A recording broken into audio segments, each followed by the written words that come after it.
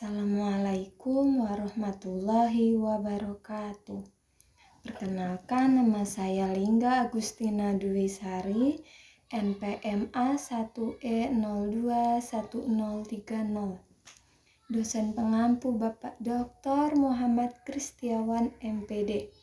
Baiklah, di sini saya akan menjelaskan tugas dan tanggung jawab manajemen pendidikan. Konsep dasar kepala sekolah. Secara etimologi, kepala sekolah adalah guru yang memimpin sekolah. Kata kepala sekolah berasal dari dua kata, yaitu kepala dan sekolah.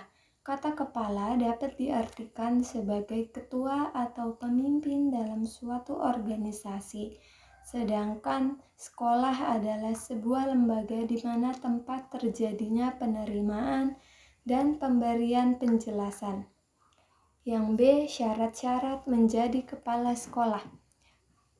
Berdasarkan surat Keputusan Menteri Pendidikan Nasional Nomor 13 Tahun 2007, syarat-syarat menjadi kepala sekolah adalah sebagai berikut.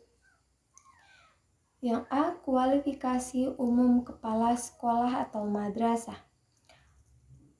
A, memiliki kualifikasi akademik sarjana S1 atau diploma 4 atau D4, kependidikan atau non-kependidikan pada perguruan tinggi yang terakreditasi.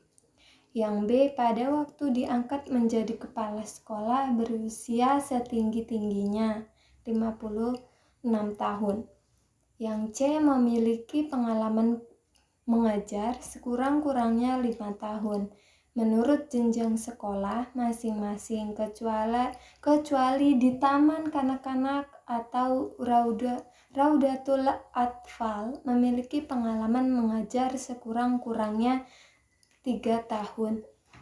Yang D, memiliki pangkat yang serendah-rendahnya 3 atau C bagi pegawai negeri sipil, dan bagi non-PNS disetarakan dengan kepangkatan yang dikeluarkan oleh yayasan atau lembaga yang bersangkutan.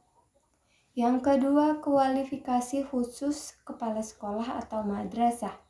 A, kepala taman kanak-kanak atau Raudatul Atfal atau TK atau RA. 1. Berstatus sebagai guru TK atau RA.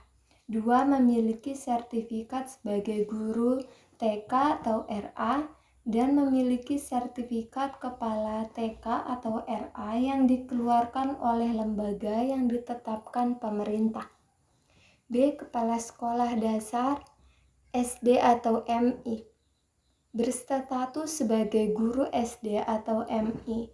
2. Memiliki sertifikat sebagai guru SD atau MI.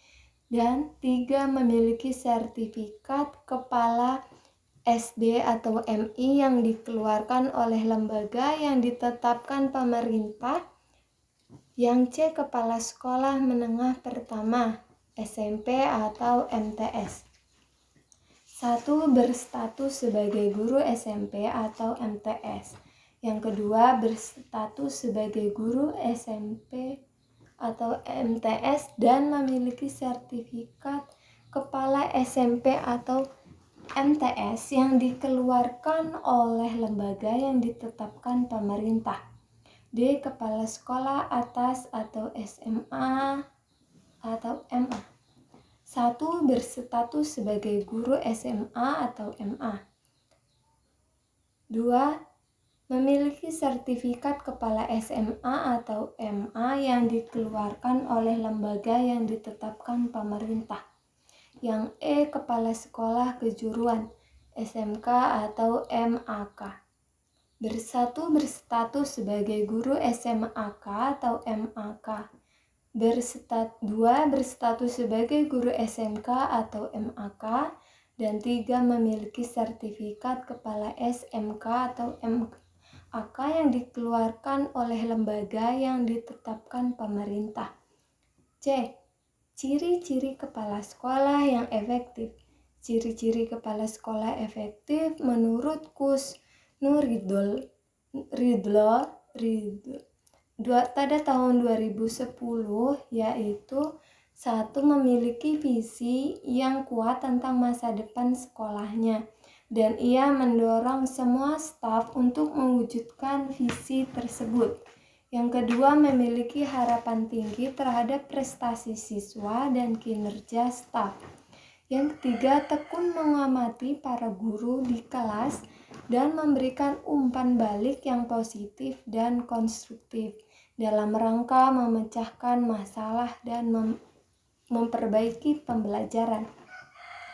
Yang keempat, mendorong pemanfaatan waktu secara efisien dan merancang langkah-langkah yang untuk meminimalisir kekacauan.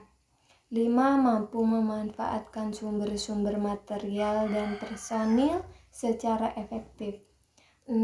Memantau prestasi siswa secara individual dan kolektif serta memanfaatkan informasi untuk mengarahkan perencanaan instruksional. Yang D. Tugas dan tanggung jawab kepala sekolah. Menurut Purwanto pada tahun 1970, tugas dan tanggung jawab kepala sekolah atau manajer pendidikan yaitu harus mengalami perkembangan dan perubahan, baik sifat maupun luasnya sesuai dengan pendidikan di negara Indonesia yang bersifat nasional demokratis. Maka sifat kepemimpinan manajemen sekolah pun harus berubah dengan mengarah kepada kepemimpinan pendidikan yang demokratis. Yang E. Fungsi kepala sekolah sebagai manajer. Stunner pada tahun 1978 mengemukakan 8 fungsi kepala sekolah sebagai seorang manajer, yaitu 1. Bekerja dan dengan melalui orang lain. 2. Dengan waktu dan sumber yang terbatas mampu menghadapi berbagai persoalan. 3. Bertanggung jawab dan mampu mempertanggungjawabkan. Yang keempat, berpikir secara realistik dan konseptual. Yang kelima, sebagai juru penengah. Yang keenam adalah seorang politis. Yang ketujuh adalah seorang diplomat. Dan yang kedelapan, mengambil keputusan yang sulit. Yang F. Peran kepala sekolah. Seorang kepala sekolah yang berperan sebagai administrator memiliki 10 peran, yaitu peran pribadi, kepala, pemimpin, penghubung, peran pengetahuan, supervisi, penabur pengetahuan, juru bicara, peran dalam mengambil keputusan, wira swastawan, pemecah waktu, pengalokasi sumber daya, dan perunding. Mungkin hanya itu yang bisa saya sampaikan. Kurang lebihnya saya mohon maaf. Saya akhiri. Wassalamualaikum warahmatullahi wabarakatuh.